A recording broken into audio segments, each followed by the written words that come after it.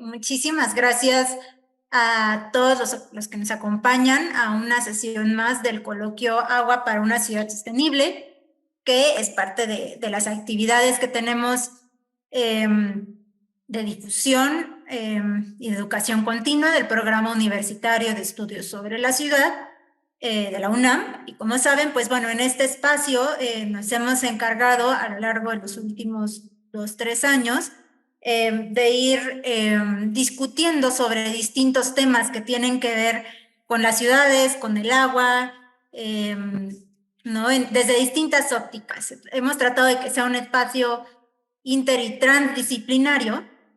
Y bueno, para empezar este semestre, este inicio de semestre, consideramos muy importante abrir el coloquio con un tema que creo que a todos nos ha tenido como muy atentos, porque creo que es un poco una llamada de alerta a lo que puede continuar sucediendo en el territorio nacional, que es el caso de Monterrey y las crisis hídricas. Y para ello tenemos el gran honor que nos acompañe el doctor José Antonio Benjamín Ordóñez, quien es biólogo por la UNAM y doctor en ciencias biomédicas por el Instituto de Ecología de la misma universidad. Es director e investigador del SAC y también es profesor de la Facultad de Ciencias de la UNAM y del Instituto Tecnológico de Estudios Superiores de Monterrey, Campus Ciudad de México. Y bueno, él es pionero en los estudios de captura de carbono y cambio climático en México. Participó en la Quinta Comunicación Nacional ante el Cambio Climático en México y cuenta con más de 20 años de experiencia en inventarios nacionales y locales de emisiones de gases de efecto invernadero, captura de carbono y pago de servicios ambientales. Doctor, muchísimas gracias de nuevo por aceptar participar y platicarnos un poquito, porque sé que es muchísimo lo que ha trabajado sobre el tema de agua, de las crisis hídricas, en este espacio. Le doy la palabra y de nuevo cuenta, bienvenido a nuestra casa de estudios. Laila, un placer saludarte y saludar a todas las personas que nos comparten su tiempo para esta presentación. Muy buenas tardes a todos, muchas gracias. Yo soy José Antonio Benjamín Ordóñez Díaz y está mi correo en la pantalla. Vamos a hablar un poquito de la crisis hídrica que hay en Monterrey y también las implicaciones de nuevos trasvases. ¿Qué quiere decir esto? De cuánto cuesta llevar el agua de un lado a otro y las perspectivas que tiene en este sentido. Vamos a hacer un poquito de historia en este sentido. Vamos a ver qué características tiene nuestro territorio. Miren, el clima de un lugar se define como el promedio ponderado de la temperatura y precipitación a lo largo de 30 años. Es decir, no porque llueva mucho hoy o la semana que viene o el año que viene, ya voy a tener definido lo que es el clima. No, para nada. El clima es el promedio ponderado de un periodo de 30 años. Entonces aquí podemos observar la distribución de la lluvia en nuestro territorio. Y esta parte es muy bonita, es increíble porque nos permite apreciar lugares que prácticamente tienen un estrés hídrico muy acentuado, con menos de 100 milímetros. ¿Qué quiere decir 100 milímetros? Quiere decir que en un metro cuadrado del territorio, un metro cuadrado, podemos esperar a lo largo de todo el año la caída de 100 litros de agua. ¿Sí? Pero entonces imagínense que tenemos lugares donde la precipitación es de menos de 100 milímetros al año en esa parte del territorio. Entonces aquí hay una acentuada escasez de agua y esto está perfectamente bien delimitado. Entonces aquí está, miren, Nuevo León, tenemos a Tamaulipas, San Luis, Durango, Coahuila. Tenemos diferentes lugares que son enclave del desarrollo en México, pero que también todos estos lugares, absolutamente todos estos lugares, presentan pues muy poca agua. Y cuando sumamos la superficie de todos esos territorios, pues resulta que el 70% aproximadamente del territorio nacional tiene muy baja presencia, muy baja aportación de agua de lluvia. Sí, entonces, esta parte es muy importante porque no podemos gastar más agua que la que en un balance podemos obtener. Y esa es una parte muy, muy importante. Ahora bien, hay una persona, Enriqueta García, una mujer pionera en México, que define los diferentes climas de México y curiosamente sus alumnas, María Ingracia y la doctora Oropesa, son las que le están dando seguimiento a toda esta propuesta. Enriqueta en 1964 presentó una modificación a los climas que un investigador ya había reportado, porque este investigador muy famoso, Köppen, él había reportado 9 grandes tipos de clima, pero resulta que cuando ella le dice, no, es que tienes que conocer México para poder ver la diversidad de climas que hay.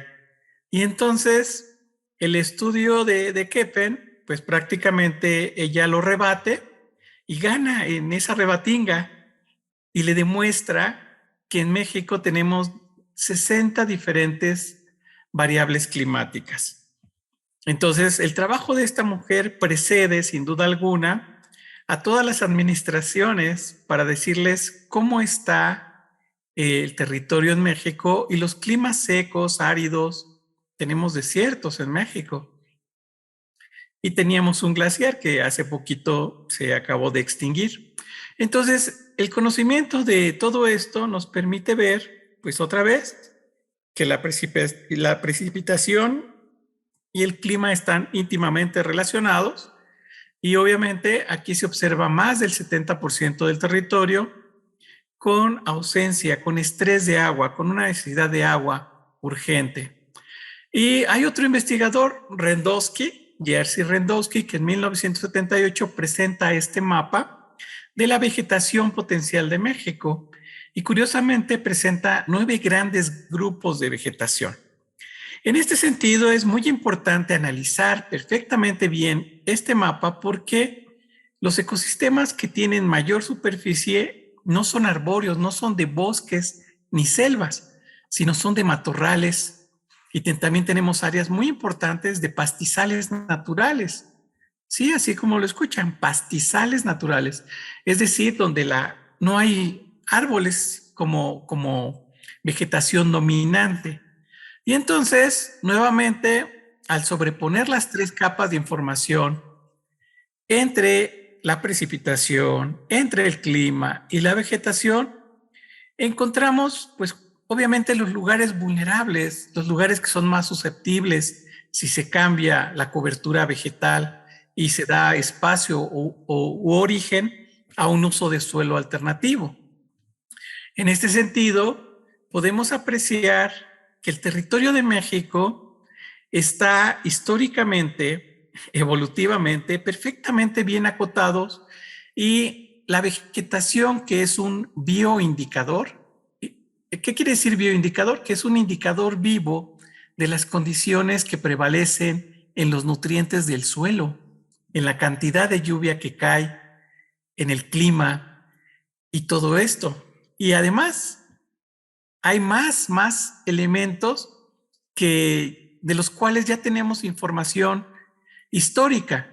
No es información, como ustedes pueden ver por las fechas que les digo, no es una información que haya salido el día de hoy, que se haya publicado el día de hoy, no, es información que ya tiene más de 50 años, ¿sí? Y estas investigaciones son realmente importantes, pero hay que verlas estrato por estrato. ¿Esto qué quiere decir? Que si nosotros nos enfocamos únicamente en la parte biológica, posiblemente omitamos todas las variables físico-químicas del ambiente, del entorno, de la atmósfera, que difícilmente podemos adentrarnos un poco en las características del suelo, de sus nutrientes y de todo esto.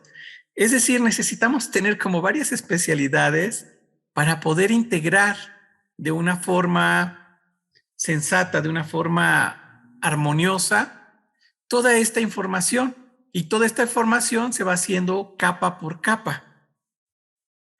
Entonces, en este sentido, es bien importante conocer la orografía de México. Miren, así es como aparecen actualmente los mapas de México expresados en modelos digitales del terreno, los famosos MDT. Y podemos ver que México no es un territorio plano. Miren, como Yucatán, esta parte de la península tiene estas planicies perfectamente bien acotadas. Esta parte de Tabasco, miren Veracruz, vean estos cachitos de Tamaulipas, vean esta parte de la Baja, pero podemos ver que tiene una irregularidad, es decir, que tiene muchas relieves, que el relieve de México es accidentado, es decir, que tenemos, miren nada más, aquí desde Tijuana hasta la punta de Los Cabos tenemos a la Sierra de Baja California. Es decir, todo un parteaguas que se puede vislumbrar perfectamente. Aquí tenemos a la Sierra Madre Occidental, la Sierra de Zacatecas, la Sierra Madre Oriental. Aquí el eje transmexicano o eje neovolcánico transversal o eje volcánico. Aquí el escudo mixteco, aquí la Sierra Madre del Sur, aquí la Sierra Madre de Chiapas y la Sierra Septen de Chiapas. Entonces, aquí cuando vemos esto, vean, pues vemos que difícilmente las nubes que se forman en el Golfo van a llegar al Pacífico, que las nubes que se forman en el Pacífico difícilmente van a llegar al Mar de Cortés o Golfo de California, y que lo que se forme aquí no va a salir de aquí. Entonces, esto es una encrucijada, y esto es porque al formarse el territorio nacional, se conforma por el choque de las placas la zona neártica, que es la unión del territorio de Estados Unidos, la parte fría, aquí se ve, con la neotropical, que une a través del puente de Centroamérica a Sudamérica. Y entonces empiezan los corredores para todas las especies y llegan hasta un nivel de distribución, tanto del sur como del norte. Entonces, México, pues es un punto de encuentro, es un punto donde, además de converger toda la flora y la fauna que viene del sur y la del norte, pues tiene ciertas características, y el clima impide la distribución de las especies de una manera tajante. Es un termorregulador. Entonces, muchas de las especies que encontramos en el norte no las encontramos en el sur, porque el clima es un factor determinante que impide que las especies se distribuyan así como así. Y además los nutrientes, la vegetación, qué es lo que van a comer, cómo lo van a comer. Entonces, la cultura que se expresa en todos estos lugares es única e irrepetible. En México encontramos más de 60 grupos culturales con formas, con tradiciones, con gustos tan finos que permiten identificar la diferencia cultural entre uno y otro grupo. Pero también tenemos que tomar en cuenta que Estados Unidos tenía muchos grupos culturales cuya convergencia e intercambio con toda esta parte norte de México era más que evidente. Y obviamente muchos de los grupos han sido exterminados y otros grupos pues todavía permanecen. Pero la cultura y digamos que la globalización de ciertas cosas pues ha hecho lo suyo. Entonces se está diluyendo a los grupos culturales que viven en territorios perfectamente bien definidos y cuyas actividades están asociadas perfectamente al uso y aprovechamiento local de los recursos naturales. Y ahí es donde entra el agua y entra la vegetación y entran muchas cosas. Miren, aquí está, digamos que nuestro territorio, y así es como se ve el día de hoy en el Google Earth. Yo utilizo mucho esta plataforma porque me permite establecer líneas de tiempo y en algunas cosas las imágenes que puedo ver me permiten ver rápidamente, sobreponer capas de información para calcular la superficie que se está perdiendo o que está ganando. Entonces, aquí es donde podemos ver de una manera de proyección diferente, porque esto es bien importante. En México, la curvatura de la Tierra hace que esta parte que a veces se ve como muy juntita, no esté tan junta, esté bastante extendida. Y entonces, cuando nosotros nos atrevemos a poner un punto de referencia de un lugar a otro, a veces no tomamos en cuenta esa curvatura de la Tierra y las distancias que no son prácticamente lineales, tienen todo un proceso. Vamos a comparar algo rápidamente, que es la disponibilidad de agua potable o agua fresca per cápita por persona.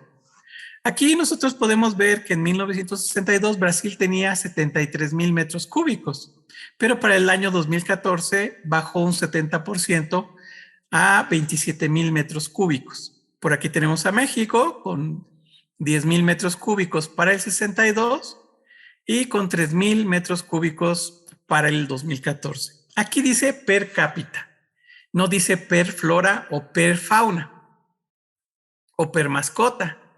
Quiere decir que únicamente todos los recursos naturales del planeta los dividimos por persona. Nunca tomamos en cuenta a los organismos que nos acompañan, ni a la flora ni a la fauna, aunque de ella dependa pues, la permanencia de la cultura y de nosotros como civilización y como humanidad. Es decir, nuestra humanidad solo contempla los recursos para las personas, no para ninguna otra forma de vida. Y esto lo podemos ver en muchas cosas, pues digamos que así, únicamente expresados per cápita. Entonces, nosotros podemos ver que en muchos países como Egipto, la disponibilidad de agua pues descendió bastante, pero mire, aquí descendió 70% y aquí 60%. Pero en promedio, para el año 2014, para hace 8 años, la disponibilidad de agua potable para cada persona había bajado un 70%. Eso sin tomar en cuenta en dónde vivan, si viven, como quien dice, en Nuevo León, si viven en Chiapas. La suma total del agua disponible se divide entre el número de habitantes y de ahí sale el número per cápita. Entonces, tener estos datos per cápita a veces enmascara todo lo que implica tener agua disponible. ¿Esto qué quiere decir? Que en cada territorio, en uno tan extenso como México, pues prácticamente muchas comunidades, aunque tengan ríos a un lado, no van a disponer de agua potable porque el agua del río está contaminada.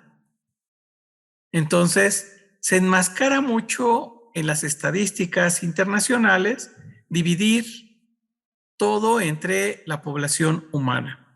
¿Y esto por qué es importante? Porque miren, nosotros estamos en el 2022 y andamos por este pico. Se espera que la India y que China pues tengan altibajos en la población, pero estamos hablando de cerca de 8,000 millones de personas en este momento. ¿Sí? 8,000 millones de personas. Y entonces darles de comer a 8,000 millones de personas y darles agua todos los días, pues prácticamente nos permite identificar que la distribución y acceso al agua no es como lo que imaginamos, no es parejo, no es igual.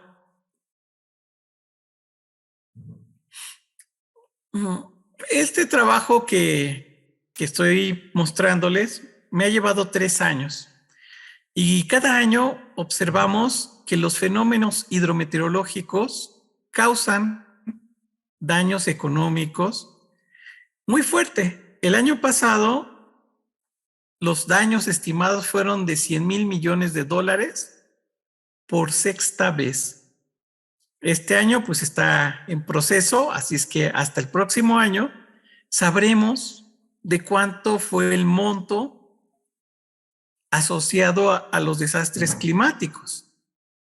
Esto es bien importante porque ninguno de nosotros en este momento tiene dinero para pagar una factura ambiental y ninguno de nosotros en este momento está produciendo agua.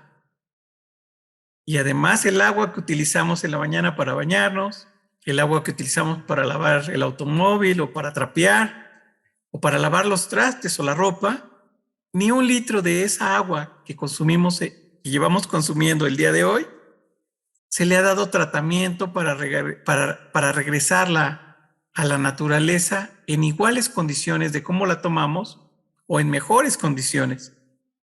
¿Sí? Estamos regresando a nivel mundial el agua que utilizamos para todo nuestro desarrollo completamente contaminada, sucia y prácticamente pues gastamos el agua potable de una manera pues dramática. En México, como les digo, este estudio ya me llevó pues 3 años. Aquí podemos ver la temperatura máxima para el 2021, es el año pasado, y observen aquí, sí, ya temperaturas con más de 50 grados centígrados. ¿Y qué creen que le pase al agua a esa temperatura? Muchas personas dicen que no está hirviendo y por lo tanto no hay evaporación. ¿Qué quiere decir eso? Que se imaginan que el agua necesita 100 grados centígrados para evaporarse, para hervir. Pero resulta que si nosotros en este momento nos colocamos unas gotas de agua en las manos, en menos de lo que acabo de hablar de esta diapositiva, esa agua que tenemos, esa gota que tenemos en las manos, o se evapora o se absorbe a través de la piel. Y dependiendo de la calidad del agua, pues vamos a tener una piel sana y una vida saludable. Entonces, el agua se evapora a 36 grados centígrados. Y cuando nosotros vamos monitoreando día con día las temperaturas que está alcanzando el territorio y vemos que está llegando pues, a los 32 grados centígrados, ya podemos ver esa pequeña bruma sobre los cuerpos de agua. La cosa es calcular cuánta agua se está evapotranspirando.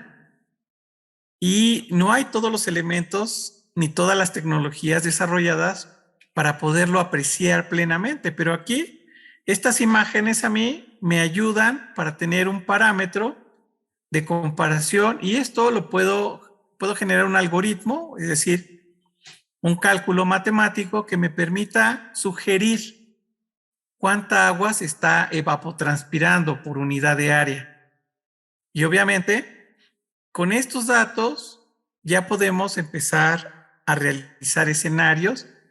Y si nosotros tenemos 1000 litros de agua en este lugar y se evapora a razón de 50 o 60 mililitros por hora de exposición al sol, pues prácticamente en 2 o 3 semanas podemos ver perfectamente los estragos de una temperatura elevada en un depósito de agua. Y las presas son eso, son depósitos de agua que están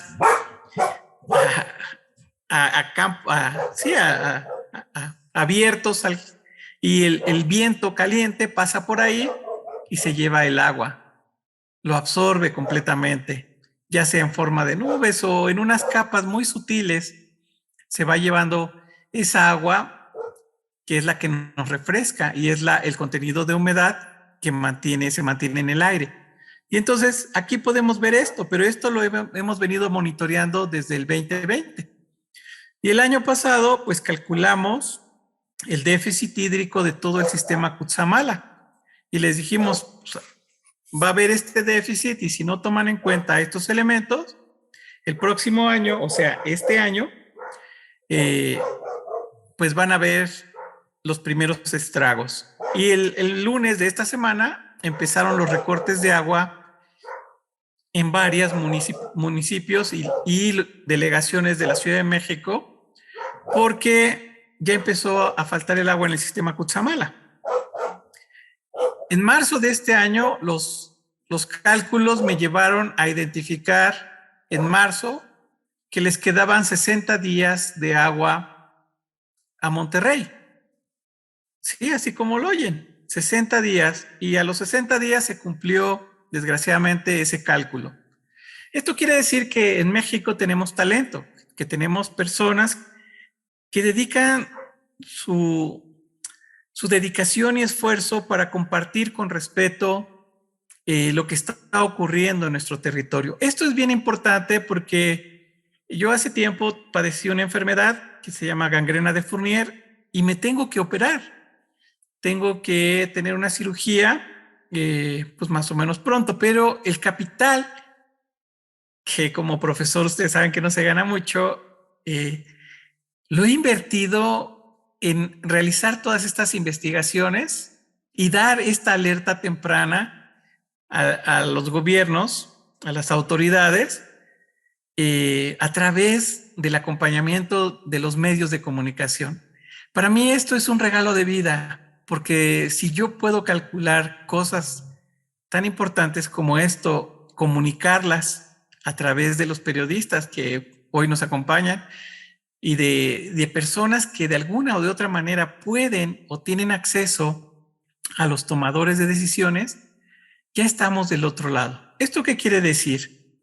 Que nosotros realmente podemos aplicar lo que dice ese billete de 200 pesos de México, que tiene un poema muy bonito sobre el amor hacia la humanidad.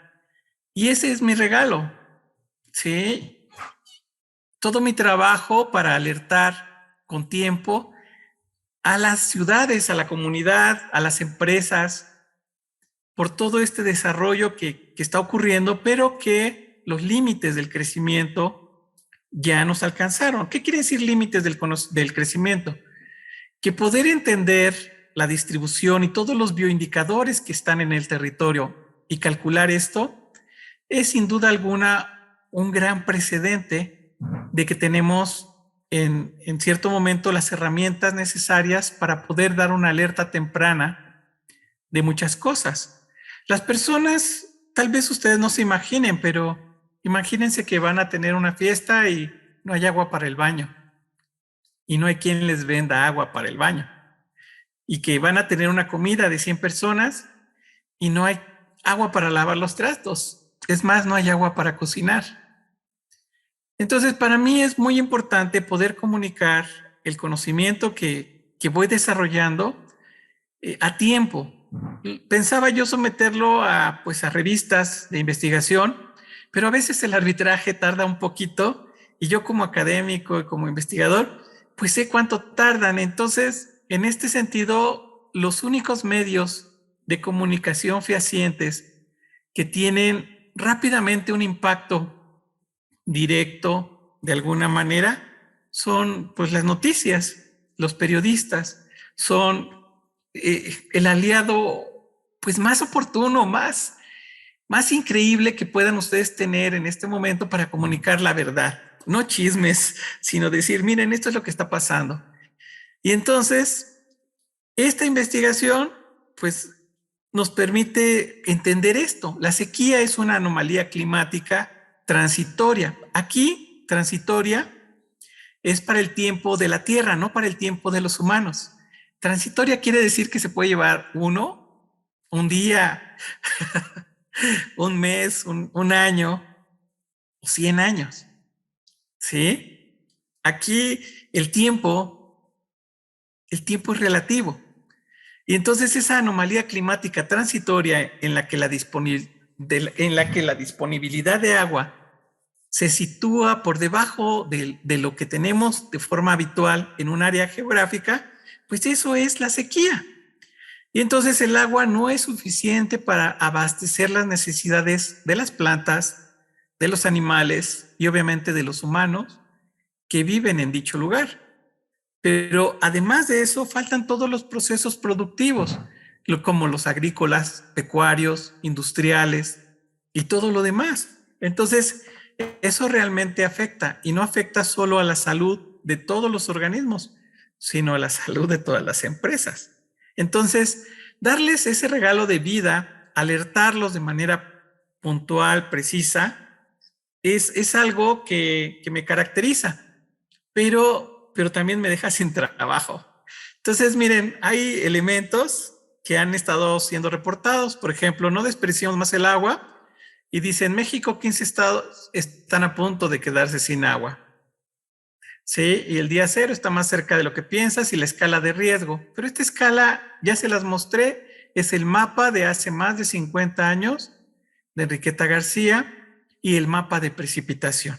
Entonces, si desarrollamos industrias en lugares no aptos para el desarrollo de industrias o producimos cervezas en lugares donde la escasez del agua nos va a cobrar muy cara la factura, pues tenemos que repensar las cosas. Entonces, vean, aquí están abril de este año, cómo estaban los lugares. Esta información nos lo comparten diferentes instituciones mexicanas. Esto es a lo que voy. Obviamente necesitamos un divulgador de la ciencia y un analista que nos permita entender estos procesos.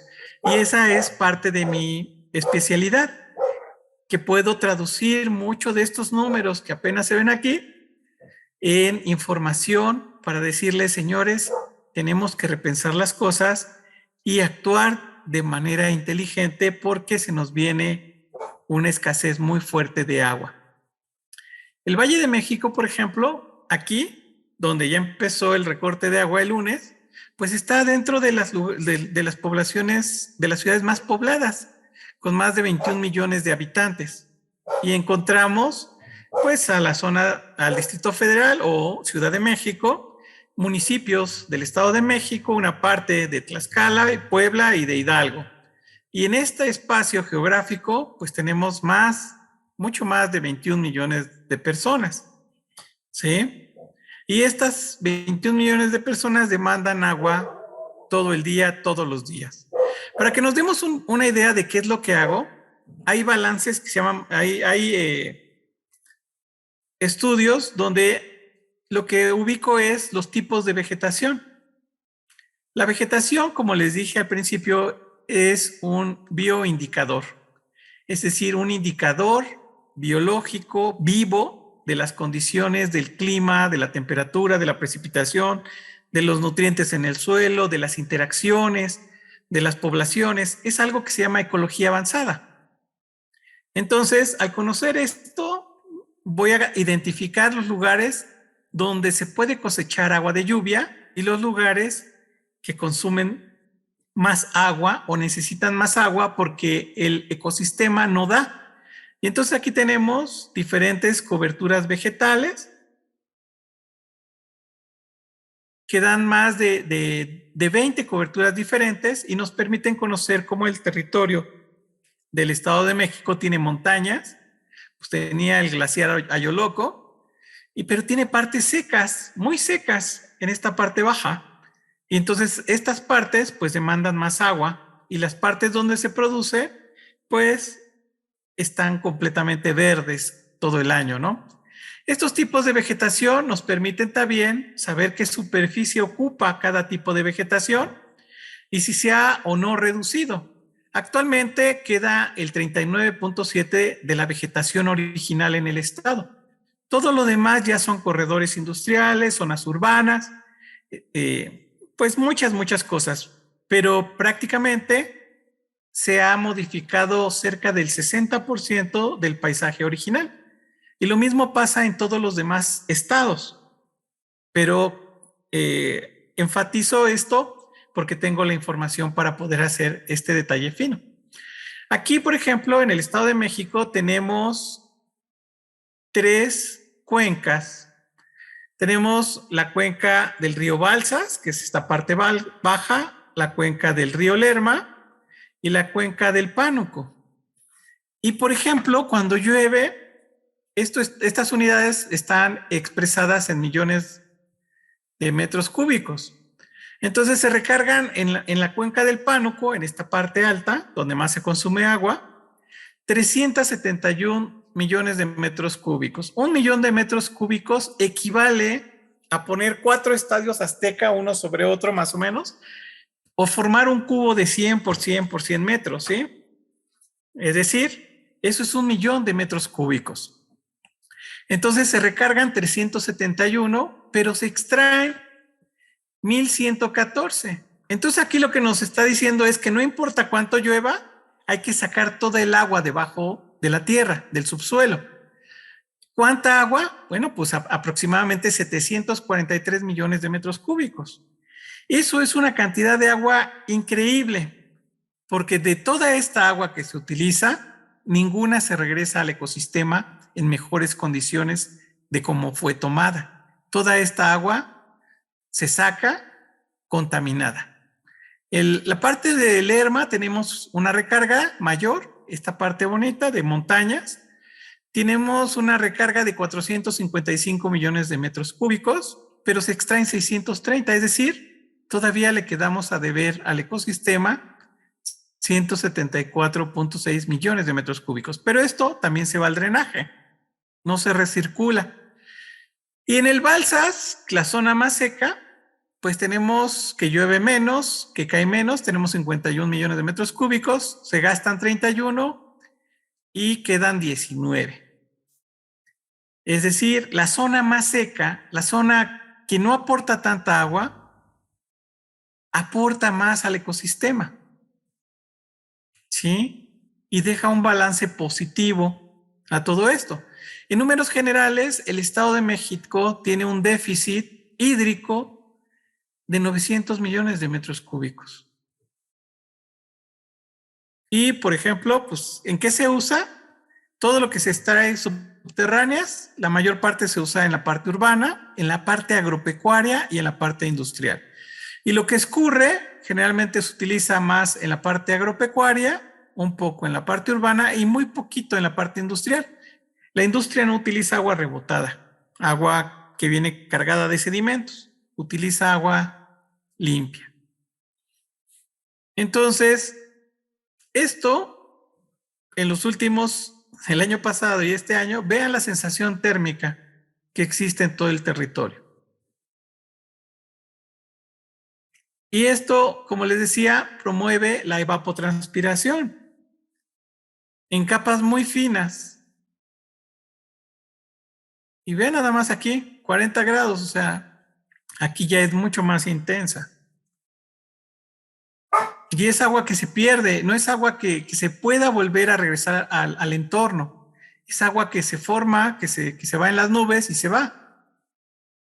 Vean nada más, o sea, esta parte es muy triste porque no tenemos una forma de producir agua en México. No estamos produciendo agua. Una cosa es sacar las aguas del pozo, de los manantiales, embotellarlas, darle sabor, color, etcétera, pero eso no es producir agua.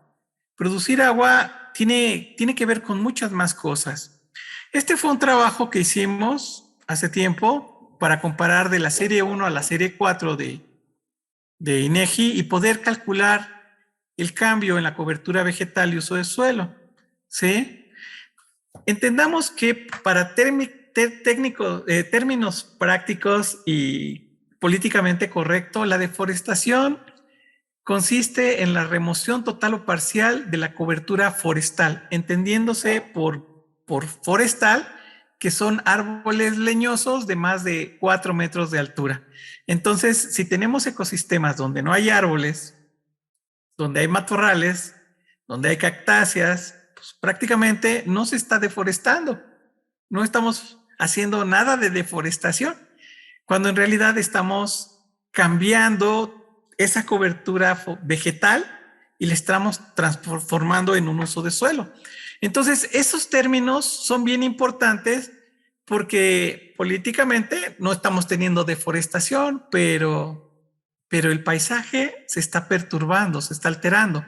Entonces, de la serie 1 hasta la serie 4, logramos calcular con una tasa anualizada cuánto se perdía y aproximadamente de 1985 a 1992 se perdían en promedio 1.5 millones de hectáreas.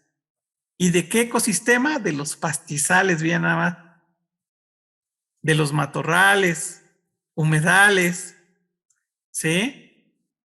Entonces, los ecosistemas más perturbados en México no fueron los bosques y las selvas, porque no hay tantos bosques ni tantas selvas como se imaginan, sino todos estos otros ecosistemas se perturbaron terriblemente para el crecimiento urbano, industrial, de infraestructuras, de diferentes cosas, pero no están planificados con los recursos que se disponen en cada lugar. Por eso es tan contrastante y por eso podemos apreciar. Este fue un documento que está en preparación. Como les digo, a veces las publicaciones científicas llevan más tiempo que la urgencia que tenemos para comunicar e identificar las zonas más vulnerables. Por ejemplo, Chiapas perdió el 70% de sus bosques y selvas y se quedaron como áreas agrícolas y pecuarias, donde el suelo, que es uno de los recursos para que se mantenga esa vegetación, se ha perdido de una forma increíble, generando un deterioro ambiental que no se imaginan. O sea, el daño de esa riqueza natural es más que evidente.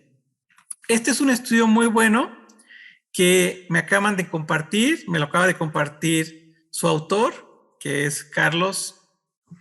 Y Carlos Omar realizó este estudio y viene a partir justo de donde yo me quedé, del 2000. Y entonces viene del 2000 al 2021 y nos permite identificar los miles de hectáreas que se perdieron año con año. Esta es la deforestación bruta, es la suma del periodo de 21 años y podemos encontrar a Campeche en primer lugar. Después Quintana Roo, después Chiapas, Yucatán, Veracruz, que es grande el territorio, y Oaxaca. Estos estudios que nos comparte, que este estudio lo compartió Carlos y los vamos a invitar al seminario que está organizando, marca una pauta histórica porque permite apreciar otra vez este proceso. Entonces imagínense que si quitamos todos los bosques de Nuevo León, los bosques son reservorios de agua. ¿Sí? Aquí está, vean, nada más el impacto, y este impacto ya había tenido sus efectos desde 1985. Desde los 80 estos procesos ya habían hecho lo suyo. Y entonces cada vez hay menos deforestación, no porque se estén haciendo las cosas bien, sino porque cada vez hay menos selvas y bosques para deforestar. Pero todo lo demás, todos los matorrales, todos las áreas de cactáceas, esas ya están perdidas, ¿sí? Y nosotros estamos teniendo un retroceso muy fuerte. Esto es junio de este año y julio de este año, y pueden observar qué es lo que está pasando con la temperatura. Ahorita en China, uno de sus principales ríos, pues prácticamente ya no está. Hay un estudio que Donella Meadows desarrolló en 1972 y lo publicó en 1972. Y entonces dice, se cumplen 50 años del informe que predijo el colapso de la sociedad actual. Esto tiene que ver con los límites del crecimiento, con lo que les venía yo platicando. Y entonces aquí nos dice prácticamente cuáles son las razones. El uso de los recursos no renovables se acelera, el crecimiento de la población porque demanda más recursos, y la contaminación. Tres elementos clave que ponen en el colapso a la humanidad. Y qué curioso, porque Los escenarios son a partir de estas líneas punteadas, ¿sí? Pero el 2020, que fue donde empezamos a pagar la factura muy fuerte con el COVID, está dentro de este tiempo, dentro de la intersección de estas curvas. Estas curvas, lo que pasó es que la contaminación no fue tan lineal como se esperaba, sino subió más y se intersectan en el 2020. Y entonces, aquí el estudio de Meadows de 1972, prácticamente se cumple esto porque estas proyecciones se unieron, se intersectaron por acá y prácticamente cambian completamente la percepción del desarrollo y la percepción de ese término tan bonito que se dice humanidad. Entonces, ahí es donde estamos más vulnerables. Los límites del crecimiento tienen que ver, pues ya aquí es algo importante porque dicen zona segura, zona de riesgo, zona creciente, ¿no? Y por ejemplo, la integridad de la biosfera ya está en una zona de riesgo alto. El cambio climático, políticamente correcto, está apenas en una zona de riesgo creciente cuando la realidad es otra. Incorporación de nuevas entidades se deja en blanco. La reducción del ozono, pues el ozono ya está por acá. Carga de aerosoles atmosféricos ya también está, ya la atmósfera no aguanta más. Acidificación del océano, esto ya está muy avanzado. El fósforo, el nitrógeno, los ciclos biogeoquímicos, pues prácticamente están muy avanzados. El uso de agua dulce, miren, aquí ni siquiera lo tocaban, pero el uso de agua dulce prácticamente ya está colapsando. Y el cambio de uso de suelo no se mencionaba porque no era políticamente correcto. En Nuevo León se están formulando nuevas técnicas como acueductos. Y vean, si trazamos una línea recta del punto A al punto B de donde se quiere llevar, en línea recta son 442.36 kilómetros. ¿Sí? ¿Saben lo que es el costo de toda esta infraestructura? Y si yo me acerco a estas partes, pues tienes a la sierra y entonces darle la vuelta a la sierra y generar todo esto prácticamente lo hace muy costoso. Y entonces han pensado en acueductos, pero obviamente piensan en acueductos, piensan en nuevas tecnologías, en nuevas inversiones, pero no en darle tratamiento a las aguas residuales, a todo lo que ya están desechando, que contamina todo el demás entorno, no le están dando el tratamiento respetuoso que se le debe de dar. Pero sí quieren tomar agua limpia o agua de otros ríos para llevarlos hasta este lugar. Y obviamente, pues los cuerpos de agua que se tienen en el territorio, pues ahorita en este momento de crisis, los estados adyacentes a esto, pues van a padecer de esto, ¿no? Y ya lo están padeciendo. Esto se llama trasvase.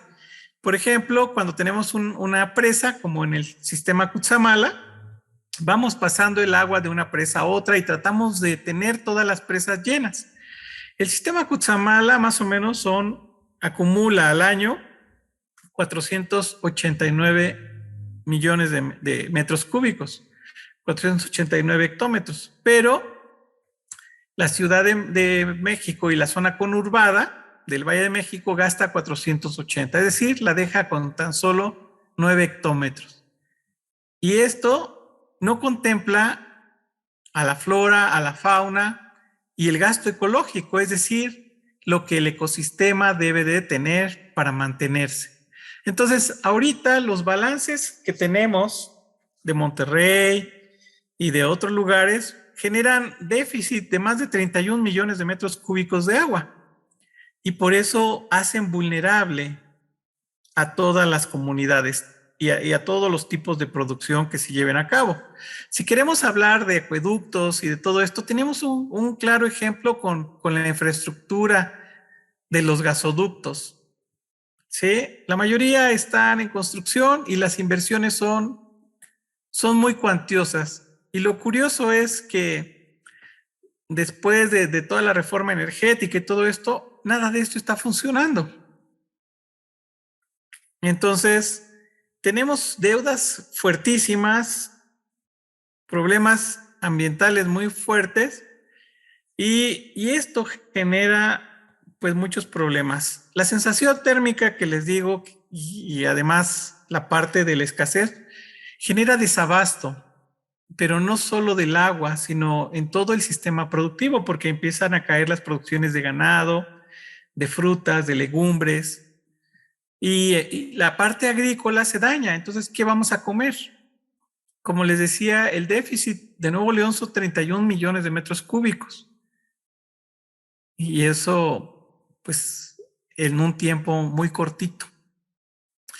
Ahora se va a empezar a acumular más basura por muchas razones, porque la gente va a usar más desechables y va a haber mayor cantidad de basura, mayor cantidad de plagas, de roedores, de insectos, porque no van a tener ese control en la humedad y van a estar haciendo de las suyas. La industria puede entrar en un colapso o puede entrar en una recesión muy fuerte. ¿Por qué? Porque han dado permisos de extracción de agua o las armadoras necesitan agua y no van a poder hacer su trabajo porque esto ya les está pegando. Ahora necesitamos invertir en desaladoras de agua de ósmosis inversa y plantas de tratamiento. En México tenemos más de 1,000 plantas de tratamiento. La Ciudad de México tiene una gran planta de tratamiento de aguas residuales, pero solo le da tratamiento al 3% del agua que sale. Y no se reinyecta esa agua a la ciudad, por eso los hundimientos y socavones. Este desabasto de agua también va a traer consecuencias en la alimentación y en todos los procesos urbanos. Ahorita hay que apostarle a la hidroponía, que es decir, a optimizar la producción de cultivos en, digamos que, colaboración con otras especies. Los granos básicos, pues si no hay agua suficiente y todo eso, la parte de almacenaje va a ser difícil. En Australia, algunos lugares que almacenaban granos básicos, al caer la humedad ambiental, provocó que plagas de roedores empezaran a desplazarse para comer esos granos básicos. Entonces, en Monterrey tenemos bodegas de diferentes cosas y estas pueden ser vulnerables a muchos organismos en el momento en que estos organismos no tengan que comer. Entonces, se abren pues muchas cosas. Hay una serie de oportunidades, como les digo, empezar a producir agua, generar nuevas, aplicar ecotecnias que permiten atrapar agua del aire. ¿Por qué? Porque el aire es donde se encontramos ahora la mayor cantidad de agua y no en forma de nube necesariamente, sino es la humedad relativa. ¿Por qué? Porque ya probaron el bombardeo y no les salió. Y como les dije, el tratamiento de aguas residuales es clave, pero hay que invertirle y la inversión es mucho más pequeña que lo que quieren invertir de acueductos o de trasvases de presas a presas. Tenemos una oportunidad de trabajar de manera congruente, innovar, incorporar a docentes multitransdisciplinarios, pero para que el conocimiento pase de estar archivado en una revista electrónica o en un librero, pase a ser conocimiento aplicado. Es decir, volvernos eficientes y promover la transferencia tecnológica. Generar prácticas, porque es muy importante, porque solo haciendo ejercicios podemos entonces ver si funcionan todas nuestras técnicas y nuestras propuestas. ¿Por qué? Porque hay un diferente altitudinal, de clima, de temperatura, de precipitación, fuertísimos. Y los bioindicadores, que son la vegetación, pues nos están dando un norte, pero hay lugares que ya no tienen nada de eso. Es decir, ya está completamente perturbado. Necesitamos trabajar con respeto, mucho, pero mucho respeto, promover actividades al aire libre, promover, viajar y conocer el territorio perfectamente, porque la mayoría de los tomadores de decisiones están improvisando las alternativas y eso no es nada bueno. Tenemos que trabajar con la ética utilizar todos los materiales. Hay cosas que reciclamos que pueden estructurar nuevas herramientas y eso bajaría los costos de muchas cosas. Hay que promover el trabajo en casa. Por ejemplo, el día de hoy no me pude reunir con ustedes físicamente, pero créanme que con una buena señal y todo esto nos ahorramos mucho tiempo de traslado, transporte, contaminación y muchas cosas. Entonces, empezar a ser eficientes tiene que ver mucho con el ahorro energético. En todo esto, tenemos que ser profesionalistas, profesionales en el sentido estricto, ¿sí? Por ejemplo, ya no podemos poner al compadre del compadre a administrar los recursos hídricos de una región si no tiene esa capacidad, o al menos que contrate el especialista y formar equipos. México es de personas que como yo trabajan solas, que no hemos tenido una oportunidad para trabajar en equipo, porque es muy difícil trabajar en equipo, pero una vez que se hace, se alcanzan las metas más increíbles. Y una de esas metas puede ser el ejemplo del primer viaje a la Luna, ¿sí? Un trabajo en equipo integral. Pero curioso, porque la NASA, con todas las herramientas, no les dijo a Nuevo León cuántos días le quedaban con agua, y yo se los dije. Entonces, tenemos que persistir, insistir y persistir y seguir insistiendo, porque es muy importante formar equipos en esta situación, porque el cambio climático pues es un factor que ha cambiado la forma de ver, de percibir todo el entorno, y el crecimiento de todas las entidades federativas ya necesita otra visión de asesores. Ya no estamos políticos, ya tuvimos demasiados, y es momento de hacer las cosas con un nivel de profesionalismo, de calidad, mucho más íntegras. Tenemos que tener un rendimiento de cuentas, pero también tenemos que aplicar toda esa transferencia tecnológica que está esperando de nuestros jóvenes a las formas productivas de una manera diferencial. ¿Qué quiere decir diferencial? Que en unos lugares habrá ciertos recursos y en otras otros, y respetar las raíces y crecer con nuestras culturas, digamos que sería la meta más importante para nuestro desarrollo. En la educación ambiental, bueno, pues tenemos que cambiar completamente esos paradigmas de educación ambiental. Tenemos que aplicar la educación ambiental para quitar ese estrés hídrico en los territorios y tener el agua suficiente para el cuidado y salud de nuestro cuerpo. En muchos países se han identificado que el agua potable ya llega del grifo, y padrísimo. Y tenemos el caso de Erin Brockovich, que en una región de Estados Unidos el agua llegaba del grifo, pero no sabían que estaba contaminada con metales pesados que daban origen a cáncer. Y entonces, un análisis frecuente del agua nos permite apreciar el estado en que se encuentra y prever a tiempo enfermedades que nos pueden costar la vida. En Europa, mucha del agua que se está utilizando pues viene de pozos, y estos pozos tienen una alta concentración de sales, de bicarbonatos, todo eso, que le cambian la textura a la piel y también generan una tinción en los dientes. Entonces, ¿por qué esperar si ya tenemos nuevos elementos que nos pueden permitir purificar el agua a un buen nivel y tenerla para tomar? La salud de todas las personas y de todos los organismos del planeta está en riesgo si no trabajamos juntos y no empezamos a aplicar estos nuevos retos de educación ambiental. Hay una reflexión que me gusta porque me puede mucho, como dicen aquí. Resulta que mi papá fue torero y él nació en 1912, en pleno auge postrevolucionario y con una inseguridad tremenda, donde todas las personas tenían que usar pistola para defender lo suyo. Y entonces él fue torero y perdió la vista muy joven.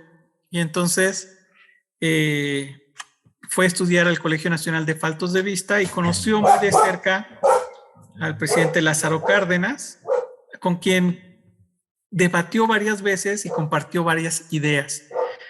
Y entonces me dijo, hijo, cuando Dios me quitó la vista, pude ver. Es decir, pasé de ser un torero que tomaba la vida de estos toros a ser un doctor en medicina, en kinesiterapia, para rehabilitar a la gente, para darle una oportunidad. Y dice, y dentro de este cambio que me llevó pues prácticamente la vida, pude conocer a tu madre. Y somos 10 hermanos, ¿saben? 10 hermanos. Entonces imagínense, ustedes tal vez nunca han visto a un ciego, un falto de vista, doctor, curando a la gente con chofer, con 10 hijos, a quienes les dio educación, a quienes les dio una casa propia y tantas cosas. A eso me refiero con el cambio de paradigmas, y a eso me refiero con esta reflexión que me dejó mi padre. Cuando Dios me quitó la vista, pude ver. Pero bueno, hay una parte muy importante, hay una parte pues muy bonita, muy romántica, que tiene que ver con mi madre, porque mi madre se casa con una persona con una discapacidad y lo hace crecer. Entonces, yo, con lo poco de experiencia que tengo en esto, y con este regalo de vida que le di a Nuevo León y a todas las personas, estoy cambiando ese proceso. ¿Sí? Como les digo, yo soy pobresor, pero porque las condiciones no han sido favorables, porque trabajar con alguien que se anticipa a estas cosas no es sencillo. Y bueno, darles estas recomendaciones a las personas cambia completamente. Nosotros somos muy vulnerables y ahorita la inversión que se quiere hacer para los acueductos y las técnicas que están proponiendo, que están imaginándose en la administración, pues van de los 5 a los 15,000 millones de pesos y no les van a alcanzar porque no están solucionando el problema.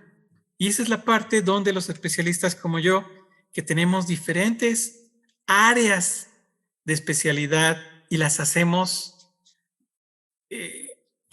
una sinergia para poner toda esa información de áreas de especialidad una sobre otra, para poder generar un panorama donde el usuario final, que es la sociedad y las especies que nos acompañan en este planeta, puedan tener una mejor oportunidad de desarrollo. Y ese es el reto, cómo desarrollarnos mejor, de una manera más íntegra, sin poner en riesgo a nadie. Entonces, pues con esto terminaría. Esta presentación me ayudó mi hija, Lisa Fernanda Ordóñez Tapia. Como, bueno, luego nos manda la constancia, no la puse, pero es una niña de 14 años que quiere un mundo mejor para cada uno de nosotros. Entonces, esa es la parte pues más bonita que a mí en lo general pues me permite marcar una pauta en el desarrollo, en mi desarrollo, en tu desarrollo. El día de hoy nos trae aquí Laila y le agradezco mucho porque es una oportunidad para compartir esta corresponsabilidad de habitar un planeta, de ser mexicanos. Yo soy mexicano, pero tengo como una nacionalidad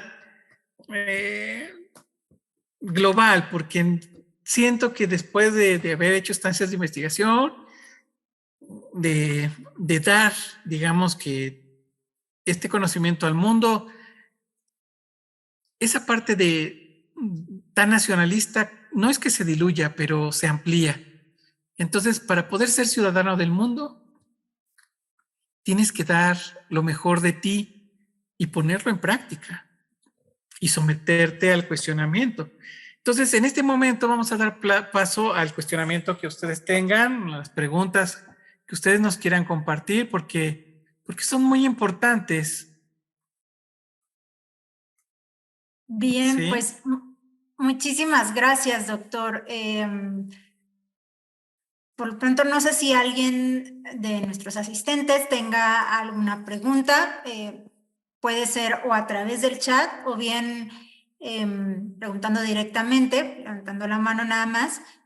Y pues bueno, mientras escuchamos a ver si veo si hay alguna pregunta, a mí me gustaría también un poco poner un poco en esta perspectiva que tenemos, que creo que usted planteó a lo largo de la presentación, esta interacción entre distintos factores, ¿no? Entre la parte ambiental, entre la parte física, entre la parte ambiental física que tendría que ver como con el clima, con las características de los ecosistemas, junto con la parte más, digamos, de la vida social, ¿no? Y dentro de esta vida social que integra la parte económica, que integra la parte de pues, la vida cotidiana que tiene que ver con los asentamientos humanos y lo que se requiere, y con la parte también alimentaria, ¿no? Y cómo están interactuando y cómo pareciera que no hay una lectura como muy precisa, o que si la hay, pasa a segundo plano, en cómo, digamos, esto se relaciona con la gestión del agua, específicamente en el caso del norte del país. Pues vemos que hay una industria bastante fuerte y una agroindustria, además, no solamente es la parte como industrial o el sector secundario, sino también del sector primario, que no existe en el caso del sur del país o es muy pequeña con respecto al norte. Y esto siento que también ha sido uno de los elementos que influye en estas crisis hídricas. Pero bueno, más allá de eso, pues bueno, voy a dar pie a mejor seguir comentando aquí. Voy a dar pie a alguna de las preguntas. Una de ellas es, Mireya González pregunta si ha realizado estudios que relacionen sus investigaciones con la parte económica. Y también Griselda Barrera pregunta, ¿dónde podemos consultar su investigación completa o sus investigaciones completas de algunas de las cosas que nos ha presentado hoy? Y parece que por lo pronto son las preguntas que han llegado. Claro que sí, mira, algunas de las investigaciones completas, generalmente todo lo que he generado lo pongo libre, disponible en Internet. Mi primer libro sobre cambio climático y opciones de mitigación para México, se repartieron 500 ejemplares en la conferencia de la parte 5, en la número 5.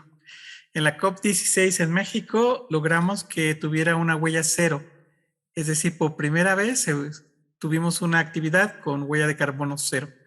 Entonces, sí he realizado investigaciones del daño económico de esto. Algunas las han retirado de Internet porque algunas administraciones, al momento de que tienes rendimiento de cuentas, pues ven que gastaron mucho y los resultados no son palpables, como la estela de luz o como el muro de la refinería. Entonces, en términos generales, el costo es una suma, es una integral de varias variables de la afectación del agua. Por ejemplo, a muchos de los industriales que entrevistamos en el norte, a ellos les ofrecieron tarifas diferenciales de impuestos y predios, terrenos con toma de agua, corredores industriales, y pagaron pues una cantidad X por eso. Y resulta que el agua disponible es agua dura, no es agua. Esa agua necesita tratamiento para retirar carbonatos, porque si tú la bebes te vas a lastimar los riñones y van a salir incrustaciones en tus dientes y todas las tuberías siempre van a estar llenas de sarro. Entonces, el agua dura no se utiliza plenamente en procesos industriales porque el agua de ciertos procesos tiene que ser pura, en algunos casos destilada y en otros casos bidestilada, es decir, 2 veces destilada. Entonces, esos daños económicos, pues a veces van apareciendo cuando las empresas ya están completamente instaladas, no antes, sino ya cuando están trabajando. Y entonces, no les puedes cortar el agua porque les da de comer a 5,000 o 7,000 personas. Entonces, es más fácil racionar el agua para esas 5,000 o 7,000 personas que quitarle el agua a lo que te da de comer. Ahora bien, para la distribución del agua es bien necesario hacer un balance. Lo que les mostré para el caso del Estado de México, que tiene un déficit de 900 millones de metros cúbicos, es escandaloso. Y así hay muchas ciudades porque están sacando el agua del subsuelo. Y yo no he visto a nadie, en ningún gobierno regresar el agua que está tomando. ¿Sí? Es decir, ninguno le está dando tratamiento al agua y esto tiene un costo. Y es curioso porque a veces las humedales artificiales, como lo es Xochimilco, te permiten ver que con una baja inversión puedes estar generando un humedal natural que puede absorber un montón de contaminantes y de toda la materia que está en suspensión, y agregando o aderezando unos filtros, puedes tener otra vez agua limpia. Y eso también tiene un costo. Pero estos costos siempre son rebatibles porque, como les decía, ahorita pues el costo estimado para los acueductos van de 5,000 a 12,000 millones de pesos. Pero el costo salió más rápido que la propuesta.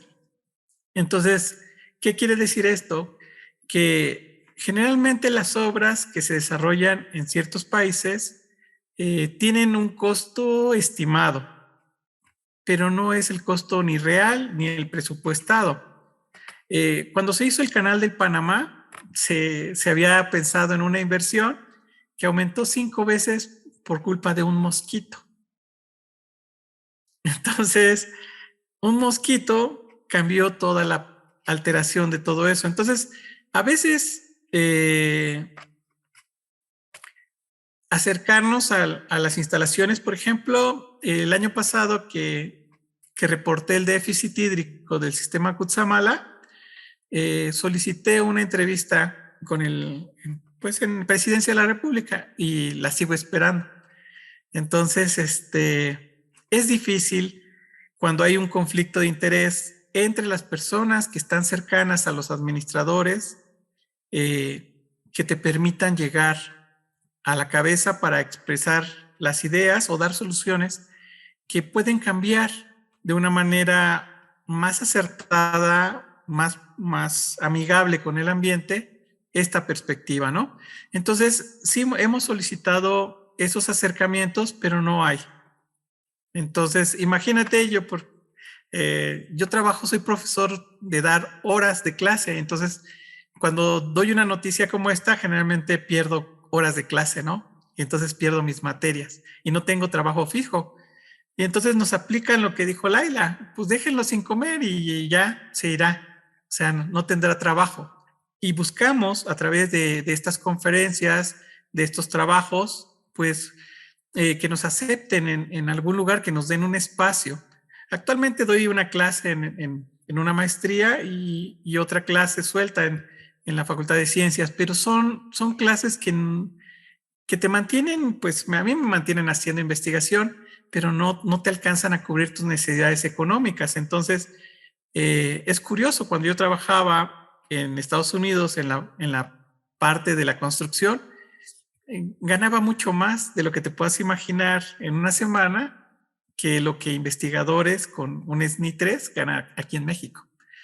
Entonces, es muy contrastante y es muy triste porque por eso muchas personas se cansan, se rinden y se van.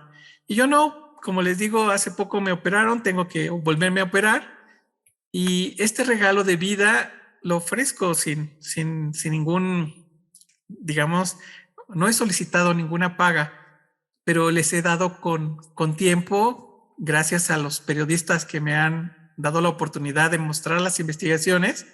Entonces, las investigaciones mías en este momento, las del déficit hídrico del sistema Cutzamala, se las puedo mandar porque son ligas que van a dar a los periódicos, y las del Monterrey también. Son, como les decía, hay papers que a veces se tardan muchos años para poder ser arbitrados, y ya cuando sale, pues ya la nota es vieja, ¿no?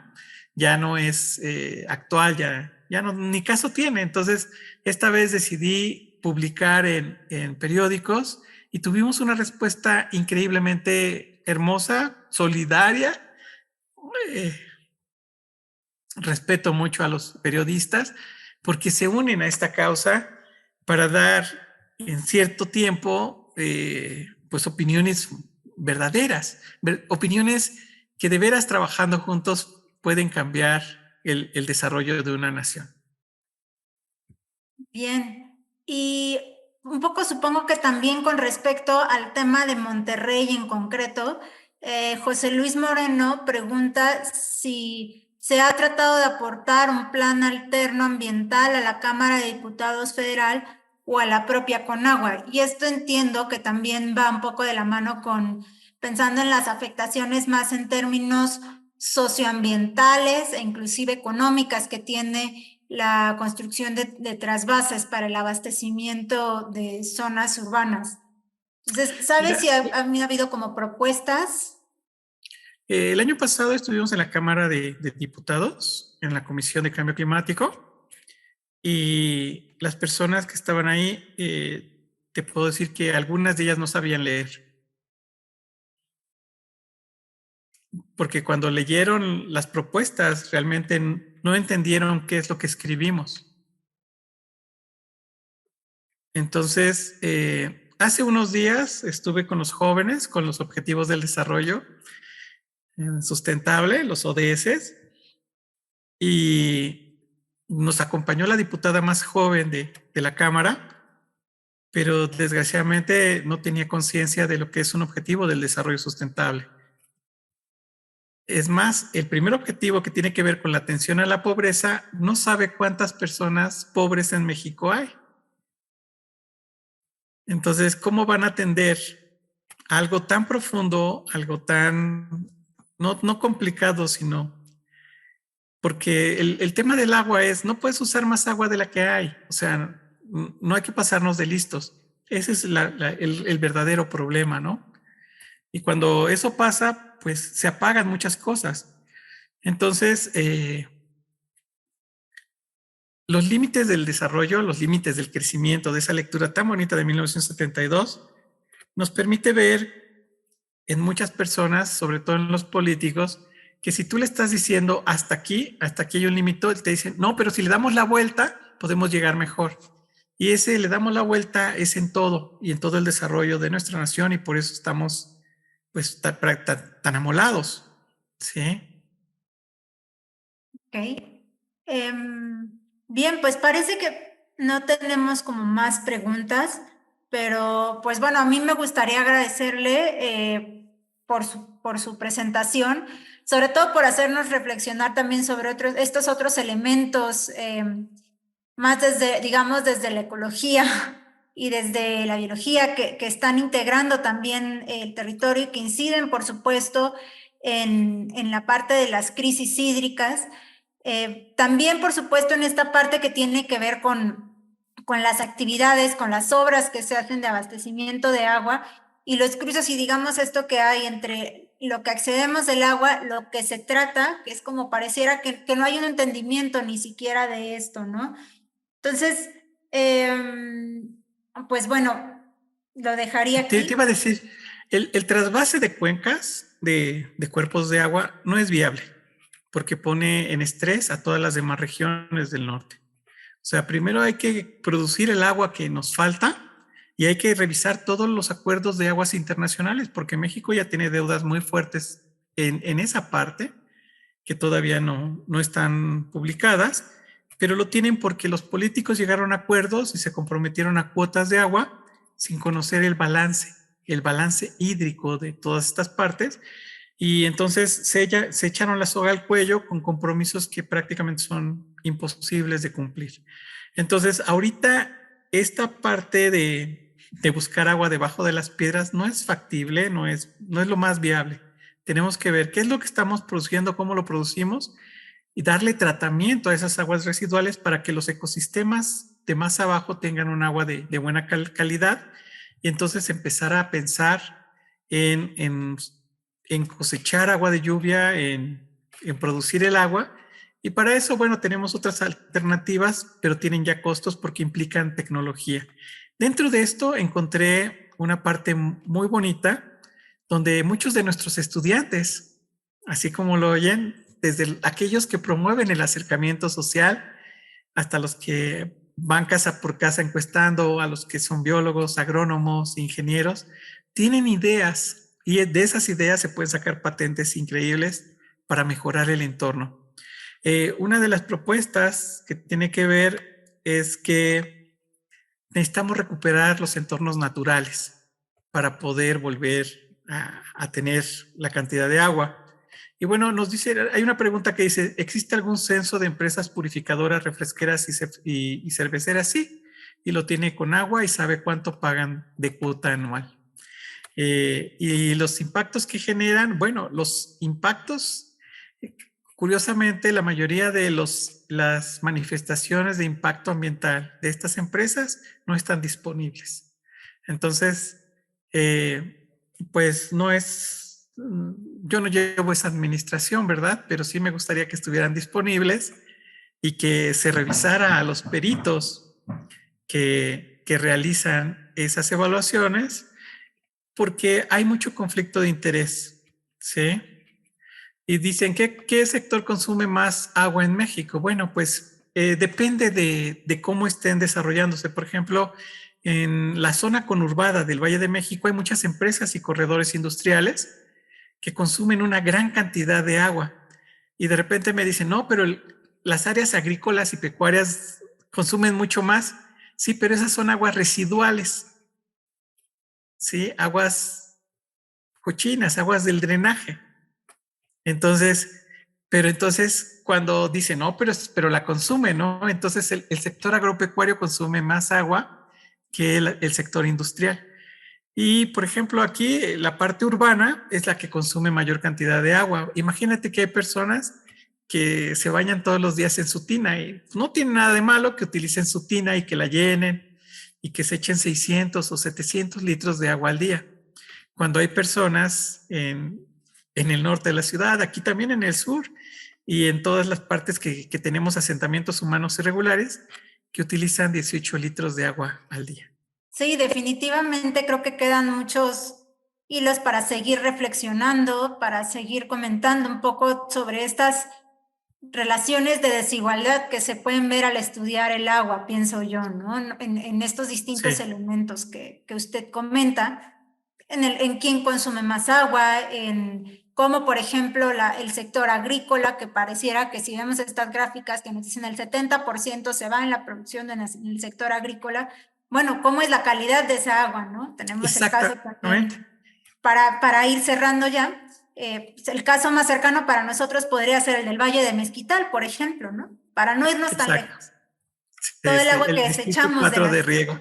Exacto, que se va de la zona metropolitana del Valle de México, mucha de ella se va al Valle de Mezquital y ahí producen, ¿no? Hay producción agrícola. Entonces, creo que da como muchos temas para reflexionar en el consumo del agua, efectivamente, en estas contradicciones que hay entre quienes, por ejemplo, necesitan o nada más pueden acceder a más o menos 20 litros de agua al día para consumir y para desarrollar sus actividades básicas, versus quienes pueden llegar a consumir hasta 1.500 litros de agua, ¿no? Por vivienda, digamos, de algún modo.